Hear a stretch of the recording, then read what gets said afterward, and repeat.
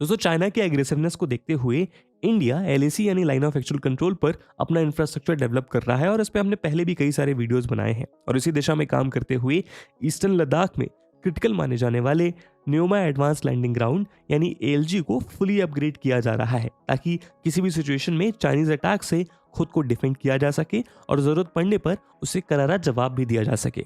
Latest report के मुताबिक Nyoma advance landing ground को इंडियन आर्मी के इस्तेमाल के लिए अपग्रेड किया जा रहा है। इसके लिए 230 करोड़ रुपीस का फंड एलोकेट किया गया है। एक रिपोर्ट के अकॉर्डिंग मिलिट्री ऑफिशियल्स का कहना है कि न्योमा के अपग्रेडेशन में आर्मी द्वारा यहां पहले से बनाए गए एयर स्ट्रिप की लेंथ को बढ़ाकर 2.7 किलोमीटर किया जाएगा ताकि जरूरत पड़ने पर यहां सभी तरह के फिक्स्ड विंग एयरक्राफ्ट्स लैंड हो सकें। तो आज का हमारा ये video discussion Nyoma advance landing ground पर केंद्रित है, जहां हम इस वीडियो डिस्कशन के माध्यम से इस एयरफील्ड की इंपॉर्टेंस को समझने का प्रयास करेंगे। साथ में हम ये भी जानेंगे कि स्ट्रेटेजिकली ये एयरफील्ड कितना इंपॉर्टेंट है। लेकिन आगे बढ़ने से पहले मैं आपको बता दूं कि इस वीडियो की इंपॉर्टेंस यूपीएससी मेंस के जीएस3 के इंटरनल सिक्योरिटी सेक्शन के लिहाज से काफी ज्यादा है। इसके बारे में हम वीडियो के अंत में और भी बात करेंगे, पर फिलहाल के लिए अपने डिस्कशन को हम आगे बढ़ाते हैं। दोस्तों न्योमा एयरबेस साउथ लद्दाख के छोटे से गांव न्योमा में लोकेटेड है।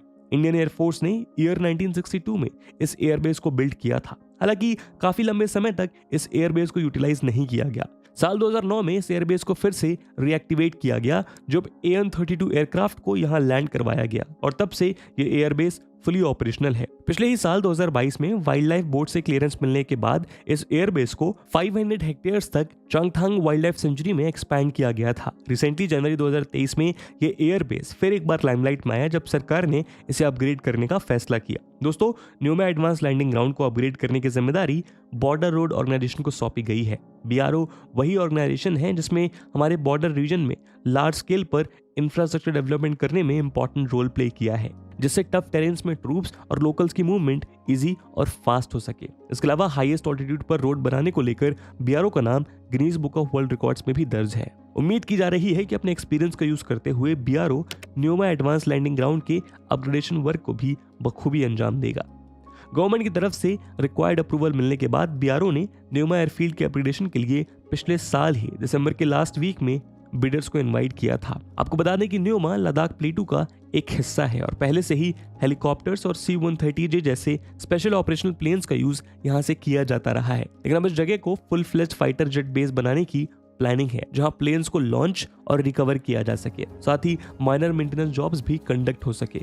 न्योमा एडवांस लैंडिंग ग्राउंड से जुड़े ऑफिशियल्स के अकॉर्डिंग इस न्योमा ग्राउंड को अपग्रेड करने के लिए 3 वर्किंग सीजन्स की जरूरत होगी। इसके तहत यहाँ एयर स्ट्रिप की लेंथ को बढ़ाने के साथ ही हैंगर्स और दूसरे मिलिट्री स्ट्रक्चर्स कंस्ट्रक्ट किए जाएंगे। माना जा रहा है मिड 2025 तक ये ग्राउंड पूरी तरह अपग्रेड हो जाएगा।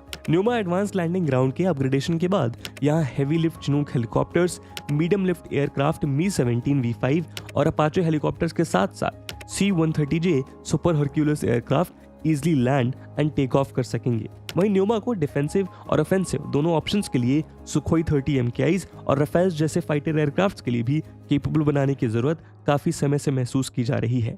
दरअसल खराब मौसम की वजह से लेह और थॉइसे एयरफील्ड से कई बार ऑपरेशंस डिस्टर्ब हो जाते हैं। ऐसे में न्योमा बेटर ऑप्शन है क्योंकि यहाँ साल भर वेदर काफी बेहतर रहता है।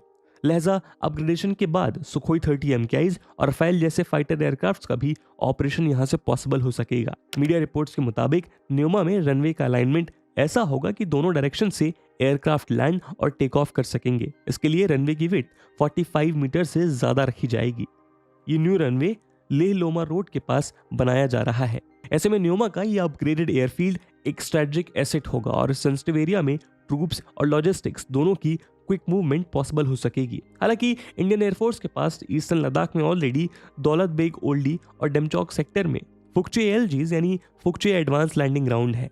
DBO LAC और चाइना ऑक्युपाइड अक्साई चिन रीजन से कुछ ही किलोमीटर की दूरी पर है, लेकिन ये न्योमा से भी ज्यादा ऑल्टीट्यूड पर है जो कि ऑलमोस्ट 16,600 फीट है और फुकचे में रनवे के एक्सटेंड का स्कोप काफी कम है। यही वजह है कि फिलहाल न्योमा में एडवांस लैंडिंग ग्राउंड के अपग्रेडेशन का काम होने वाला है। हालांकि DBO और फुकचे को भी डेवलप करने की प्लानिंग चल रही है। बताया जा रहा है कि न्योमा एडवांस लैंडिंग ग्राउंड 1235 एकड़ में फैला हुआ है। दोस्तों स्ट्रेटेजिक पॉइंट ऑफ व्यू से न्यूमा का काफी इंपॉर्टेंस है। ये जगह 13,400 फीट की हाइट पर लोकेटेड है और न्यूमा का एडवांस लैंडिंग ग्राउंड इंडिया और चाइना के बीच मौजूद LAC से 50 किलोमीटर से भी कम दूरी पर है। यही वजह है कि न्यूमा ग्राउंड को काफी इंपॉर्टेंट माना जा रहा है। यहाँ से चाइना की हरकतों पर नजर रखना काफी आसान होगा और मौका पड़ने पर उसे जरूरी जवाब भी दिया जा सकता है। इस एयरफील्ड को चाइना के द्वारा बॉर्डर से सटे अपने रीजन में किए जा रहे इंफ्रास्ट्रक्चर डेवलपमेंट को लेकर इंडिया की काउंटर स्ट्रेटजी के तौर पर भी देखा जा रहा है। दरअसल रिसेंटली कुछ मंथ्स में ईस्टर्न लद्दाख से अरुणाचल प्रदेश तक फैली 3,488 किलोमीटर लॉन्ग LAC पर चाइनीज एयर एक्टिविटी काफी बढ़ गई है, जहां उसके surveillance drones illegally border cross करते हुए कई बार नजर आए। लिहाजा इंडियन एयरफोर्स ने भी अपनी काउंटर एक्टिविटीज को इंक्रीज किया है। कई मौकों पर हमारे फाइटर एयरक्राफ्ट्स ने चाइनीज प्लेन्स को अपने इलाकों से खदेड़ा भी है। रिसेंटली कुछ सालों में चाइना के तेवर काफी एग्रेसिव हुए हैं। उसने लास्ट 2 साल में इंडियन बॉर्डर से सटे अपने सभी मेजर एयर बेसेस को अपग्रेड किया है, जिसमें होतान, काशगर, गरगुंसा, शिगात्से और ल्हासा गोंगार को एक्सटेंडेड रनवेज, हार्डन शेल्टर्स और फ्यूल स्टोरेज जैसी फैसिलिटी से इक्विप्ड किया गया है, ताकि वो एडिशनल फाइटर्स, बॉम्बर्स, ड्रोन्स और रिकॉनिशंस एयरक्राफ्ट का ऑपरेशन बेहतर तरीके से कर सके। US based policy research organisation CSIS ने how is China expanding its infrastructure to project power along its western borders नाम की एक रिपोर्ट जारी की थी, जिसमें इस बात का खुलासा किया गया था कि चाइना कैसे 37 एयरपोर्ट्स और हेलीपोर्ट्स का कंस्ट्रक्शन या अपग्रेडेशन कर रहा है। वैसे 2017 से ही तिब्बत और शिनजियांग में इन एयरपोर्ट्स और हेलीपोर्ट्स पर काम चल रहा है, लेकिन 2020 से ये एक्टिविटीज सिग्निफिकेंटली स्पीड अप हुई हैं। सिर्फ 2020 में ही 7 एयर फैसिलिटीज का कंस्ट्रक्शन और अपग्रेडेशन वर्क हुआ है। यही वजह है कि चाइना के इस एक्शन को काउंटर करने के लिए इंडिया के लिए न्यूमा एडवांस लैंडिंग ग्राउंड के अपग्रेडेशन काफी इंपॉर्टेंट माना जा रहा है। एडवांस लैंडिंग ग्राउंड के अपग्रेडेशन से IAF के ऑपरेशंस को काफी हेल्प होगी। दोस्तों डोकलाम क्राइसिस के बाद से ही इंडिया ने चाइना बॉर्डर से लगे ईस्टर्न लद्दाख एरिया में ज्यादा एयरफील्ड्स डेवलप करने की योजना पर विचार करना शुरू कर दिया था, ताकि किसी भी सिचुएशन में बड़ी संख्या में रैपिडली ट्रूप्स को डिप्लॉय किया जा सके। दरअसल लद्दाख रीजन में लंबे समय तक या पूरे साल ट्रूप्स को डिप्लॉय करना फीजिबल नहीं है। इस रीजन में हार्श विंटर्स और रफ टेरेन इस काम को और भी डिफिकल्ट बना देते हैं। यही वजह है कि इस रीजन में ज्यादा संख्या में एयरफील्ड्स डेवलप किए जाएंगे। न्यूमा का एडवांस लैंडिंग ग्राउंड उसी स्ट्रेटजी का एक पार्ट है। इसके बनने से किसी भी सिचुएशन में लार्ज नंबर में ट्रूप्स डिप्लॉय करना इजी हो जाएगा, साथ ही मिलिट्री के लॉजिस्टिक्स को भी पहुंचाना इजी और फास्ट हो सकेगा। और दोस्तों इसी के साथ आज के वीडियो को हम यहीं विराम देते हैं। और जैसा हमने वीडियो के पहले भाग में बताया कि इस वीडियो की इंपॉर्टेंस UPSC प्रीलिम्स और मेंस के लिहाज से काफी ज्यादा है, और उसी इंपॉर्टेंस को देखते हुए एक सवाल हम आपके लिए छोड़कर जा रहे हैं। इसको आपको कमेंट सेक्शन में आंसर करना है।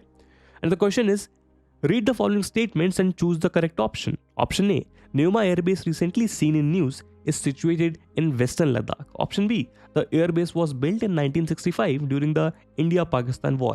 Option C, in 2022, the area of this base was expanded into Changthang Wildlife Sanctuary. Option D, the air base was located very close to the Shyok River. And with this question, my friends, that's it for the video. I hope आपको video पसंद आई होगी, और अगर पसंद आई है तो अपने दोस्तों के साथ शेयर करना मत भूलिएगा। मिलते हैं अगले वीडियो में, तब तक के लिए जय हिंद, जय भारत।